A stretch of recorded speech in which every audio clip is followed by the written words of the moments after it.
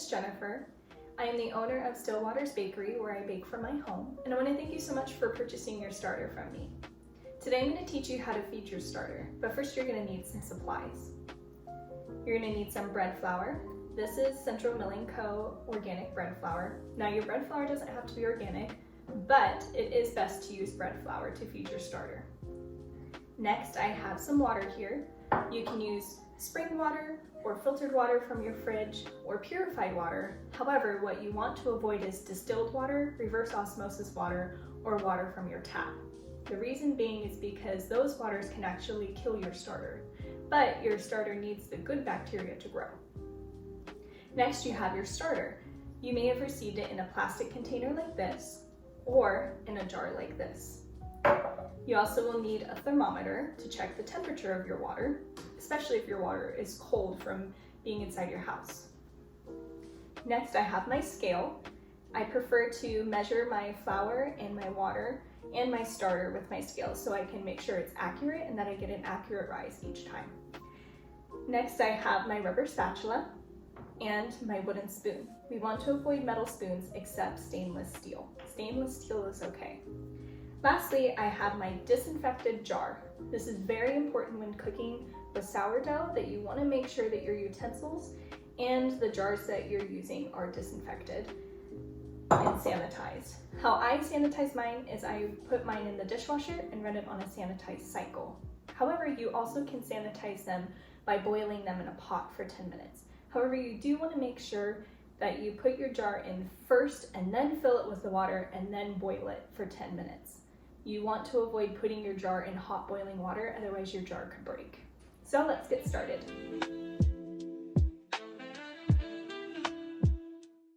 Okay, now that we have our supplies ready, your first step is that if you have long hair, you want to make sure that you pull your hair back out of your face. You don't want hair getting into your starter. You don't want hair while you're taking a big bite into your delicious sourdough loaf that you made. So make sure you avoid that by putting your hair back in a ponytail or even putting it in a hairnet. The next step is you want to wash your hands. Make sure that your hands are clean and sanitized so that way you're not introducing any bad bacteria into your jar.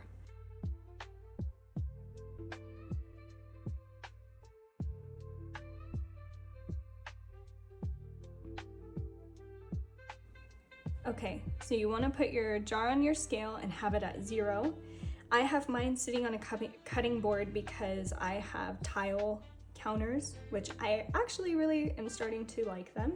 However, they are not accurate if the little feet on my scale fall into the groove. So I want to ensure that I have a flat area that my scale is sitting on.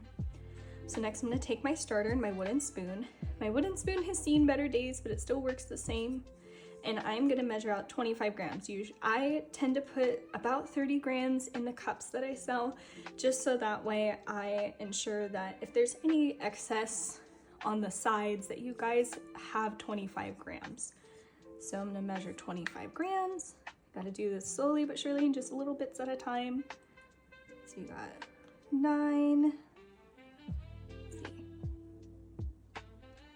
22, ooh, almost there. Tiny bit more. Ooh, 27, okay. So let me see if I can remove a little bit. 26. Now, to be honest, I am not super accurate when it comes to this. I try to get as close as I can, but if I'm 2 grams off, it's really not gonna affect your starter that much. I would say if you're within like 3 grams, don't worry about it. It's when you start getting like 10, 15, 20 grams off that you're really starting to lose the proportions that you want. So we're gonna go over some terminology. So you may see in this container, I now have some sourdough starter left over. This is called discard. Now, despite the name, you don't wanna throw it away. Why? Because there may be some instances where maybe you got mold in your starter and it spoiled. Maybe you forgot to feed it and now you're going, oh man, like I can't get it to bounce back. What do I do? Well, we keep starter in the fridge, known as discard, and you can actually start more starter from your discard. That could be on another video that I'll make for you guys. but just make sure you keep your discard. So you could either scrape this down and keep it in there and pop the lid back on, and then make sure you write the date. When you keep discard in the fridge, which is just essentially, it means that starter that has not been fed. So you want to make sure that you're feeding your starter every 18 to 24 hours. Once you hit that 24-hour mark, it's going to start smelling really acidic, which means that it's very hungry. So you can pop it in the fridge. That keeps it kind of in a safe place where it's not producing as much bacteria. And you want to feed it about 1 to 2 weeks and keep it in your fridge at most up to 2 weeks, just to be safe. You also can use discard in recipes. So when I put discard in the fridge, I don't mix it. I keep it in its own container and mark the date. If the next day I have discard, again, new container, mark the date, because you don't want to mix them just in case. That way you're not getting old discard mixed with new discard. So I will show you what my discard looks like in the fridge.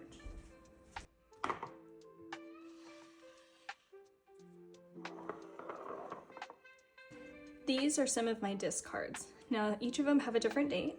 This is from the 15th. This batch actually tripled size, so I make sure to write that on there because that means that it had a good rise. And I'm gonna keep trying to keep this going so that way I always have it. Next, I have these. This is from the 15th, I believe. I don't know, it's rubbing off. Now that it's rubbing off, I'm actually probably gonna toss it. And then this one's from the 18th. And so I keep these in there, and you can actually bake with these. Usually recipes take about a half a cup to a full cup of discard. And then that's what you keep in your fridge. So now that I've measured out my 25 grams, I'm gonna fill 50 grams of water. Why? Because I'm using a 1 to 2 to 2 ratio. A 1 to 2 to 2 ratio means that you take your initial number and then you times it by 2. So initially I put in 25 grams of starter, so now I'm gonna times that by 2 and put in 50 grams of water and 50 grams of flour.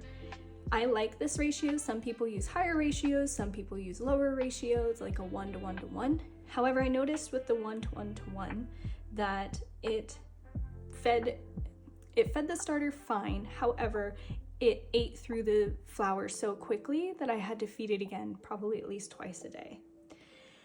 Now with the higher ratios, I did use a 1 to 5 to 5 ratio when my starter, I forgot to feed it one day and it was very, very hungry, and that higher ratio seemed to get it to bounce back to what it was, which was really, really good. So with the water, you're gonna measure its temperature. Right now, currently, my water temperature is 67 degrees, and that's because it's 69 degrees here in my house. And what you want to do is, if you live in a colder climate, or if your house gets cold overnight like mine does, you want to make sure that you boil this on the stove. We don't want to use microwaves. We want to make sure that we're using our stove, and it literally takes maybe 30 seconds to heat up 50 grams of water. And so when it gets to about, I like mine anywhere between 80 to 85 degrees warm, but thankfully I have a sourdough home, which I absolutely love. I'll show you guys at the very end. It is a device that heats up or cools down your starter depending on the temperature of the home. And so for me, I don't have to heat this up because my starter is in a sourdough home, and so that will heat it up for me. Now, you don't need this device to make starter. I just prefer it because I like to bake every day and I want to ensure that my starter is rising consistently, so that way I'm not starting first thing in the morning going, oh, my starter didn't fall last night, or my starter didn't raise last night because it was so cold or so hot. And so I will show you that device at the very end, and I will also link it in the description. I highly recommend it if you're someone who is a sourdough enthusiast and you really love cooking sourdough. It's made a huge difference for me. So I'm gonna measure my water. I'm gonna measure 50 grams. A little more, and there we go. Okay, I have my 50 grams of water. Now I'm going to do 50 grams of flour. I'm I'm 1 gram off, but that's okay. I tend to kind of err on between 1 to 3 grams. If I'm off, like, it's not that big of a deal. It's when you're starting to get to be like 10, 15 grams off, even 5 grams off, I'm a little bit stickler for, because you want to be as accurate as possible, but honestly, 1 gram is not going to make that big of a difference. So now that we have our flour in there, we are going to mix it. And the consistency that you're looking for is that of pancake batter. So let me move this out of the way. So we're just gonna mix. It gets kind of stuck in the corners, and so I have to scrape to really make sure that the dry flour gets mixed in.